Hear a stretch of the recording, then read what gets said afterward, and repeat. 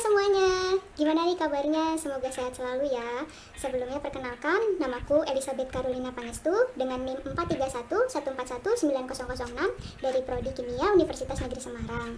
Dalam video ini aku mau jelasin salah satu materi mata kuliah Kimia Fisika yang berjudul Equilibria in Electrochemical Cell atau kesetimbangan dalam sel elektrokimia.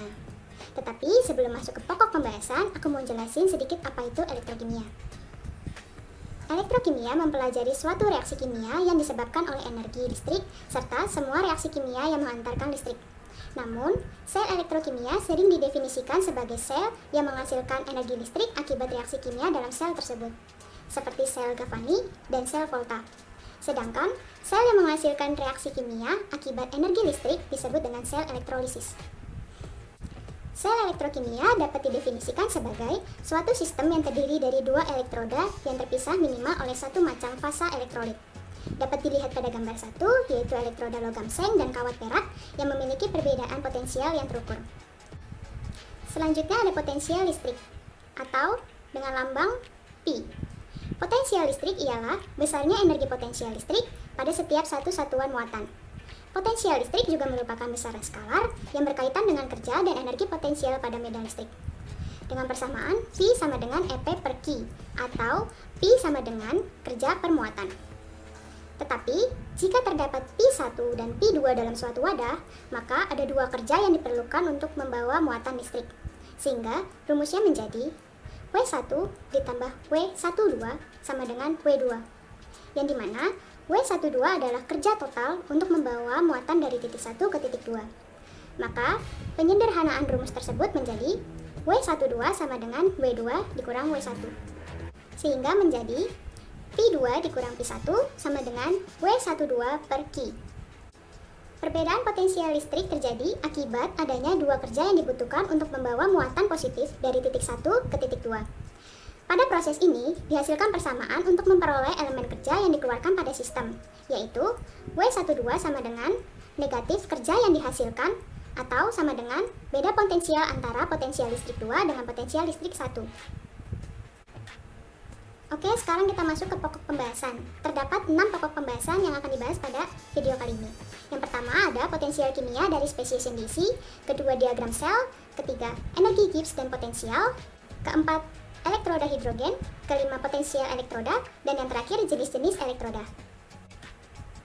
Untuk pembahasan yang pertama yaitu potensial kimia dari spesies yang diisi.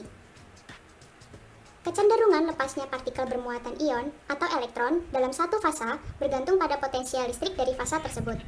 Untuk menghasilkan potensial listrik bernilai negatif, maka muatan akan bergerak ke titik lain dan meninggalkan nilai negatif. Untuk menemukan hubungan antara potensial listrik dengan kecenderungan melepasnya muatan, maka kerja akan mentransfer sejumlah elektron yang membawa muatan dari logam titik 1 ke logam titik lainnya.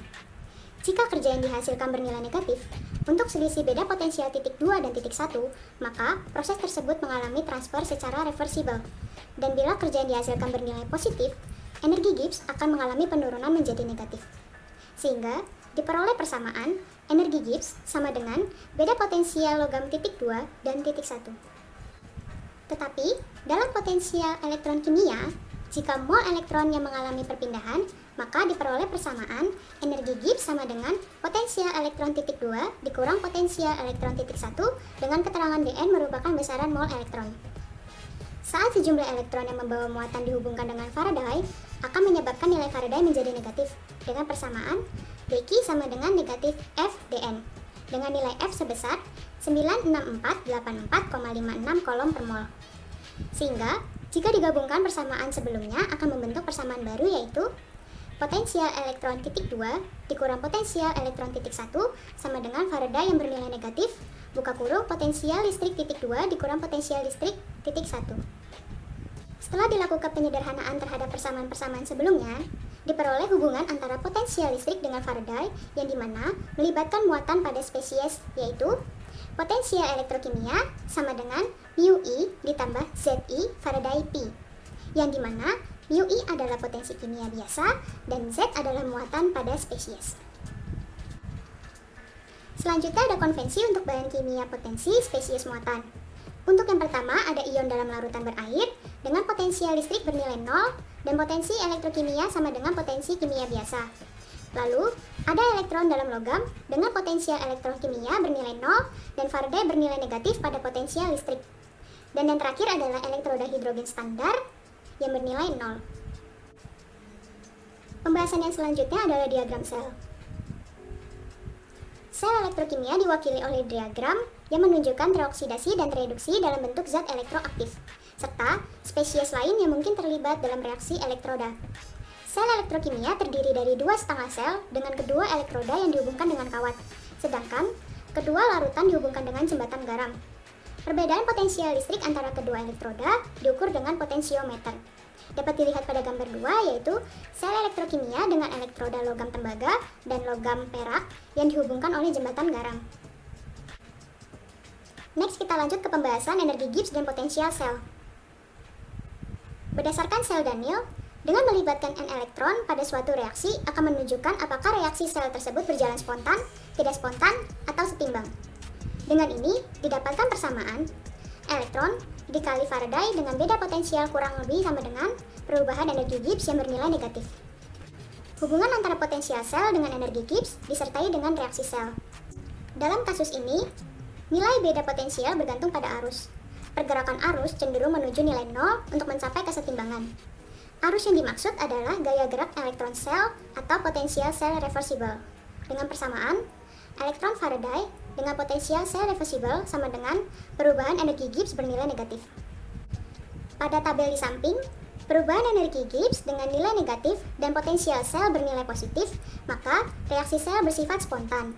Sedangkan, jika perubahan energi Gibbs bernilai positif dan potensial energinya negatif, reaksi sel bersifat tidak spontan. Lalu, jika kedua unsur bernilai 0, maka reaksi sel mencapai kesetimbangan. Pembahasan berikutnya adalah elektroda hidrogen. Potensial sel didefinisikan dalam persamaan berikut. Potensial sel sama dengan potensial listrik produk dikurang potensial listrik reaktan. Pada elektroda hidrogen standar, para ilmuwan telah menyepakati untuk memilih setengah reaksi rujukan dengan nilai 0 untuk reaksi 2H+ ditambah 2 elektron sama dengan gas hidrogen pada keadaan tekanan 1 atm dengan nilai potensial elektrodanya sebesar 0. Lalu, persamaan reaksi selanjutnya, H2 atau gas hidrogen menjadi 2H+ ditambah 2 elektron dengan nilai potensial elektrodanya sebesar 0. Dengan nilai rujukan ini, dapat memudahkan dalam penyusunan sel volta yang menggunakan elektroda hidrogen standar sebagai salah satu elektrodanya, dan mengukur potensial sel dengan alat ukur potensiometer. Kemudian, dapat menentukan potensial elektroda standar banyak zat secara luas. Kita lanjut ke pembahasan yang kelima, yaitu potensial elektroda. Seperti yang kita ketahui, elektroda terbagi menjadi dua jenis, yaitu anoda dan katoda. Setengah reaksi oksidasi terjadi di anoda dengan elektron diberikan oleh senyawa teroksidasi dan meninggalkan sel melalui anoda. Sedangkan setengah reaksi reduksi terjadi di katoda dengan elektron diambil oleh senyawa tereduksi dan sel masuk melalui katoda. Berikut adalah contoh daftar potensial elektroda standar untuk beberapa logam penting. Kita masuk ke pembahasan terakhir, yaitu jenis-jenis elektroda. Untuk yang pertama adalah elektroda gas ion.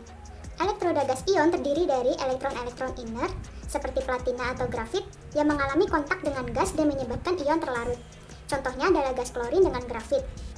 Yang kedua adalah elektroda logam, ion logam.